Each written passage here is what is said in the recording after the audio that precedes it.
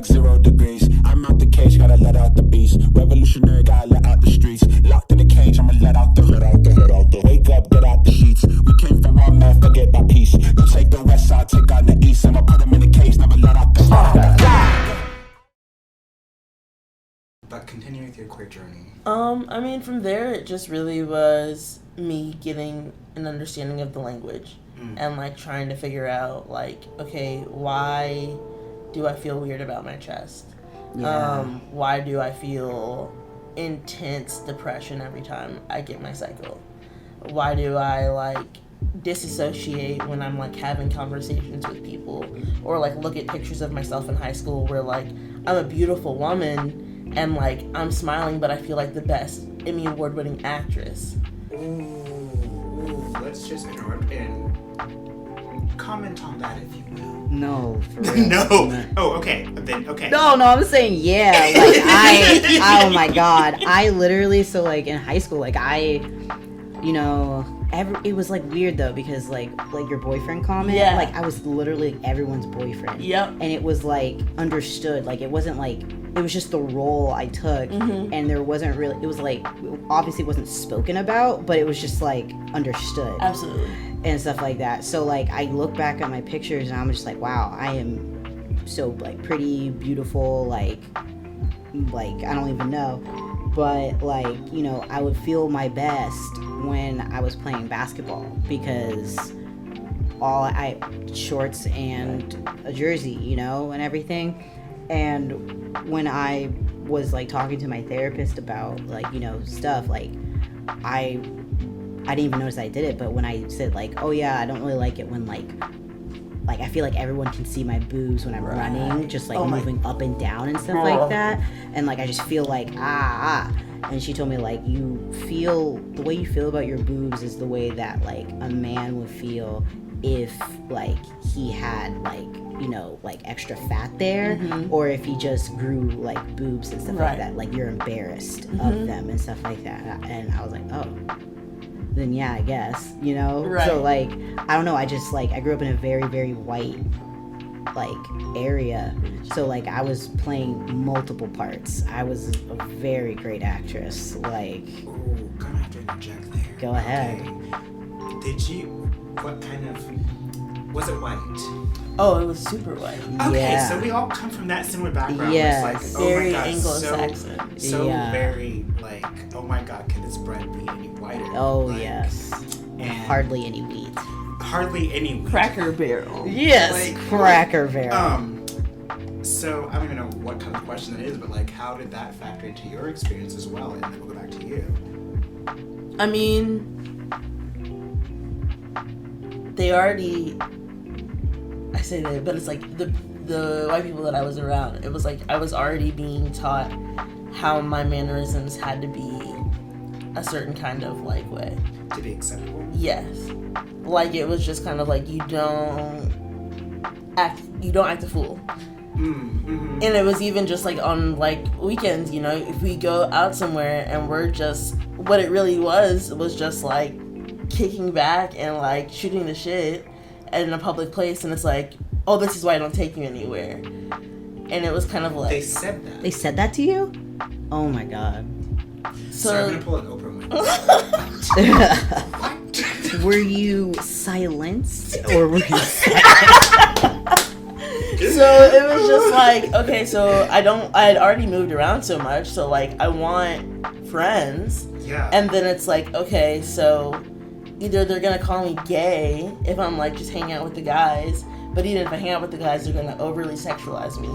Or I can hang out with the girls, and if I hang out with the girls, like I need to like play up my feminine nature, but as I get closer female friends, they'll let me kind of be a bit more masculine, and the excuse is, oh, I have all brothers, you know? And so then it's like, okay, then I just played that role. I'm just like, I'm the friend group boyfriend. Mm-hmm. You need someone to come pick up your stuff, here I come. You need someone to like walk with you down the street, here I come. But like if we're going out somewhere, I better be a pretty ass bitch.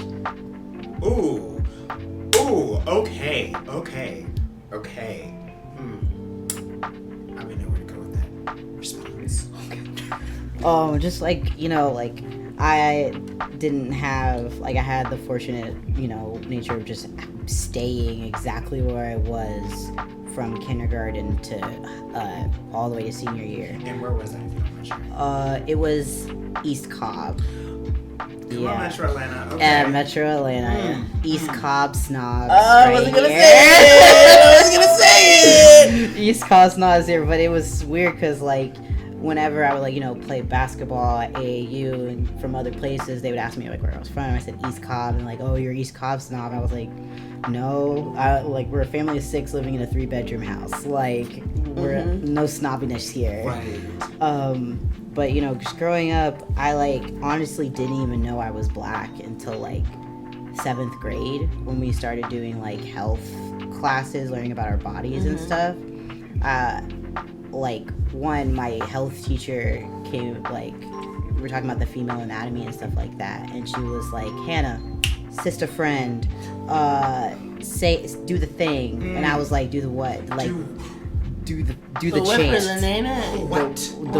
The don't touch me there thing, but she's like, but say it with, like, soul, like, do it. And I was like, okay. And I'm thinking I'm still, like, white, so I'm like, let me put it on, blah blah blah. So I'm like, oh, don't touch me there, that is my no square. But I did it, like, more, you know, like, whatever, a caricature. And everyone just stared at me and stuff, and I was just like, was that not good enough? Like, do I need to play it up more? Like, blah blah blah. And then my next semester, I was in a different health class, and it was Mr. Lyon. And everyone was scared of him because he was from the military. This older white man.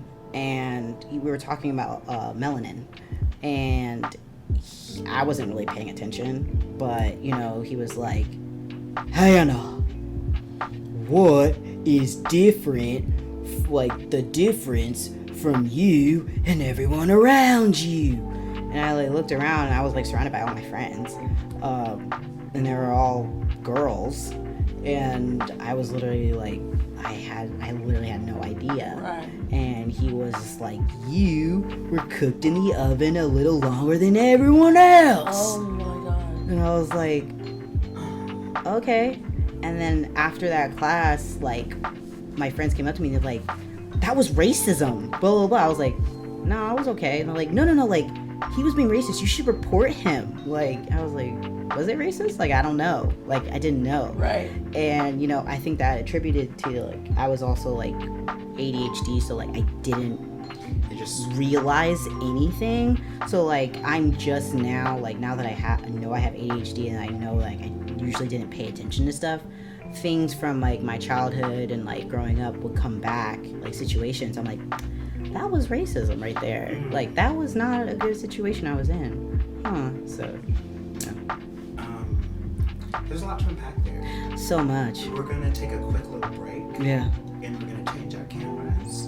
And we're gonna come back to this. Alright. Alright. And stop. That camera stopped.